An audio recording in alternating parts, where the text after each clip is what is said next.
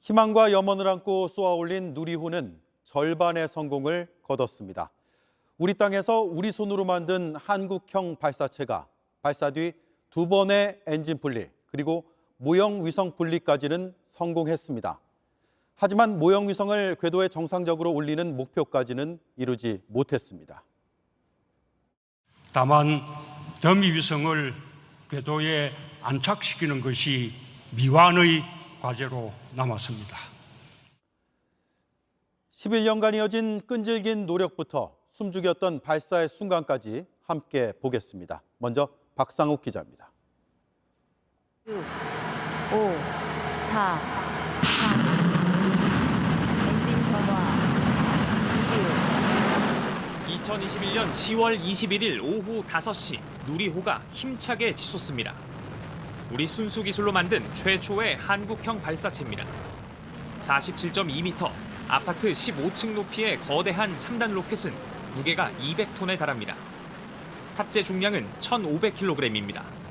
중형차 130여 대를 들어올릴 수 있을 만큼 강력한 힘을 내는 300톤급 엔진은 거대한 누리호를 우주로 쏘아 올렸습니다. 누리호가 불꽃을 내뿜기 전까지 나로 우주센터는 긴박한 하루를 보냈습니다. 맑은 하늘 아래 발사대에 세워져 있는 누리호. 모든 것은 순조로워 보였지만 난관이 찾아왔습니다. 발사대 하부의 밸브를 점검하는 데에 예상보다 더 긴 시간이 걸린 겁니다. 결국 발사 시간은 오후 4시에서 5시로 1시간 늦춰졌습니다. 오후 3시 35분 연료 충전을 마친 누리호는 20분 후 기립장치가 철수하며 발사를 기다렸습니다. 그리고 오후 5시 정각 누리호는 카운트다운에 맞춰 솟아올랐습니다. 로켓에 쓰인 4개의 엔진은 강력하면서도 정확하게 누리호를 움직였습니다. 이후 누리호는 순조롭게 2단 페어링 분리에 성공하며 마의 4분을 견뎌냈습니다. 이륙 후 첫 고비를 넘긴 겁니다. 이후 제 역할을 다한 3단 엔진은 떨어져 나오고 누리호는 계속해서 예정된 궤도를 향해 날아갔습니다. 우주까지 새로운 세상을 개척한다는 의미로 이름 붙여진 누리호. 성공을 가늠하는 16분여가 흐른 후 누리호는 목표 고도 700km까지 올랐습니다. 하지만 누리호에 실린 위성 모사체가 궤도에 오르는 데엔 실패했습니다. JTBC 박상욱입니다. 네, 누리호는 내년에 다시 한번 발사가 예정돼 있습니다. 오늘 완벽하게 성공을 거두지는 못했지만 우주 개발 독립을 위한 도전은 계속됩니다. 내년엔 누리호 2호를 쏘아 올리고 다른 나라와의 프로젝트를 통해서 달 주변을 도는 궤도선도 우주로 보냅니다. 그리고 9년 뒤엔 온전한 우리 기술로 달 탐사선까지 보내는 게 목표입니다. 김나은 기자입니다. 오늘 누리호에 실린 위성은 위성의 크기와 무게만 맞춘 모형입니다. 1차 발사의 가장 큰 목적은 발사체의 성능을 검증하는 것이기 때문입니다. 내년 5월엔 실제 성능 검증용 위성이 실린 누리호 2호가 발사됩니다. 다른 나라에 의존하지 않고 우리 힘으로 우주로 뛰어올릴 수 있게 되는 겁니다.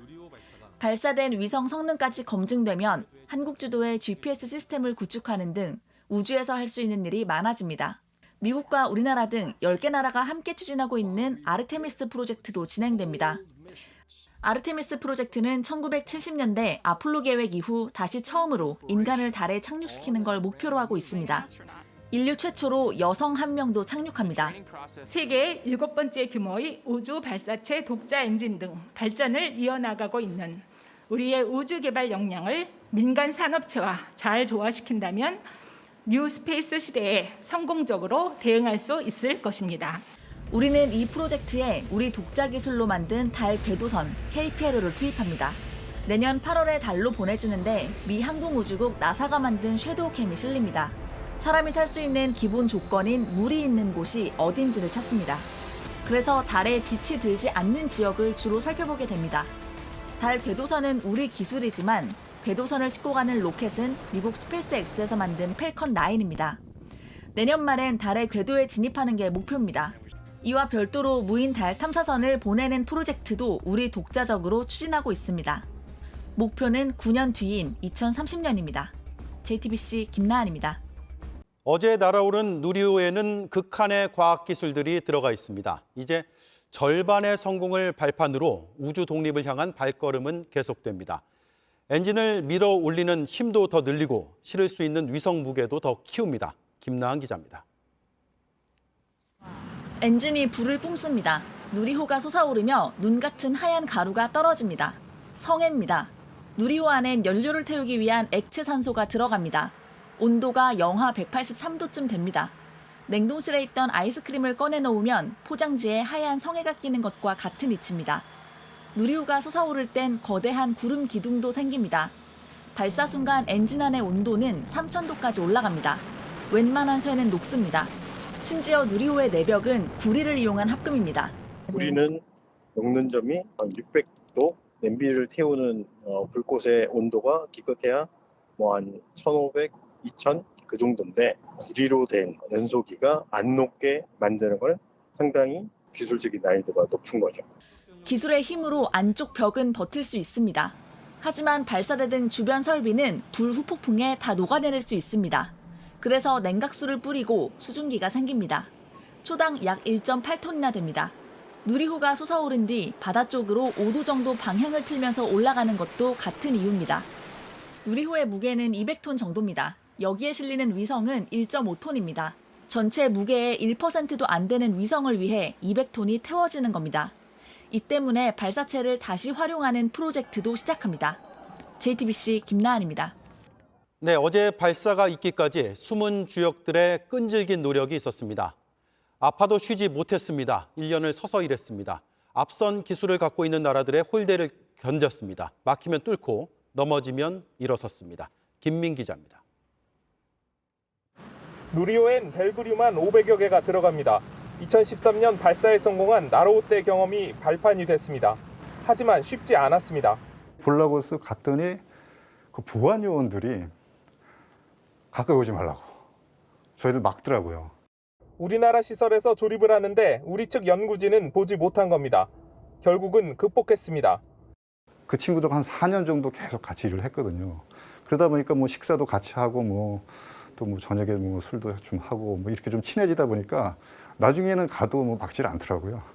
누리호 개발 때는 2번을 입원하고도 자리를 지킨 연구원도 있습니다.